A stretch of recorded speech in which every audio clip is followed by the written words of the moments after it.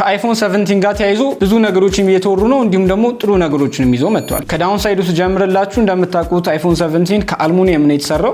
በጣም ብዙ ሰዎች የመፋፋቅ ባህሪ እንዲሁም ደግሞ በቀላሉ እንደነዚህ አይነት የመፋፋቅ ምልክቶችን እያሳየ ይገኛል። ያም ደግሞ ዱሬቢሊቲውን ይቀንሰዋል ማለት ነው። ሁለተኛው ዳውን ሳይድ ደግሞ በተለየ ዲዛይን እና በተለየ ከለር ነው አይፎን የመጣው። ብዙዎቹ ዲዛይኑን ያልወደዱት አሉ፣ ብዙዎቹ ደግሞ ከለሩን ያልወደዱት አሉ። በዛውም ልክ ደግሞ የተመቻቸውን በጣም ብዙ ሰዎች አሉ።